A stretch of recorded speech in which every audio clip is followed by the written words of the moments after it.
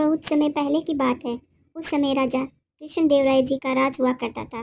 एक दिन राजा कृष्णदेवराय के दरबार में दूर देश के एक व्यापारी ने विजयनगर के दरबारियों की परीक्षा ली। उसने दरबार में आकर राजा से कहा, मैंने आपके दरबार की महिमा के बारे में सुना है। मेरे पास आपके न्यायालय के लिए एक परीक्षा है। राजा ने व्यापारी को अपनी बात जारी रखने की अनुमति दी और वो व्यापारी अपनी बात रखने लगा। उसने कहा, यहाँ 3 गुड़ियाँ हैं जो मैंने बनाई है। देखने में ये सभी एक जैसे लगते हैं, लेकिन ये सभी एक दूसरे से अलग है। आपको मुझे यह बताना होगा कि कैसे ये तीनों गुड़ियाँ एक दूसरे से अलग हैं। मैं आपके उत्तर के लिए 30 दिनों में वापस आऊँगा। राजा ने अपने सभी मंत्रियों को बुलाया और उनसे गुड़ियों में अंतर पता करने को कहा। दिन बीतते गए और किसी के पास कोई जवाब नहीं था। कृष्णदेवराय ने अंतर खोजने के लिए अपने भरोसेमंद विकट कवि को बुलाया। यहाँ तक कि तेनालीरामा भी इस सवाल से अचंभित हो गया। उसने गुड़िया को अपने साथ घर ले जाने के लिए राजा की अनुमति ली। उन्होंने निरीक्षण करना और पता लगाना जारी रखा कि अंतर क्या हो सकते हैं। उसने वह सब कुछ करने की कोशिश की जो वह कर सकता था, लेकिन जल्द ही व्यापारी के आने का दिन आ गया।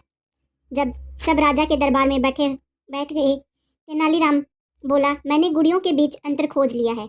गुड़ियों में से एक अच्छी है, दूसरी औसत दर्जे की है और तीसरी खराब है। सभी हैरान हो उठे। यह कैसे हो सकता है? आप यह निश्चित रूप से कैसे जानते हैं? हमें दिखाओ, राजा से पूछा। तेनालीरामा ने प्रत्येक गुड़िया के कान में एक छोटा सा छेद दिखाया। फिर उसने प्रत्येक कान के माध्यम में से एक पतली तार डाली। पहली गुड़िया के लिए तार कान से होते हुए मुंह से निकल गया। दूसरी गुड़िया के लिए तार पहले कान में गया और दूसरे कान से निकल गया। तीसरी गुड़िया के लिए तार कान से होते हुए बाहर दिखाई दिया, लेकिन वह दिल में जा चुका था। पहली गुड़िया खराब है क्योंकि यह उन लोगों का प्रतिनिधित्व करती है जो रहस्य नहीं रख सकते। दूसरी गुड़िया औसत दर्जे की है क्योंकि यह उन लोगों का प्रतिनिधित्व करती है जो सरल और समझ नहीं सकते उन्हें क्या कहा जा सकता है।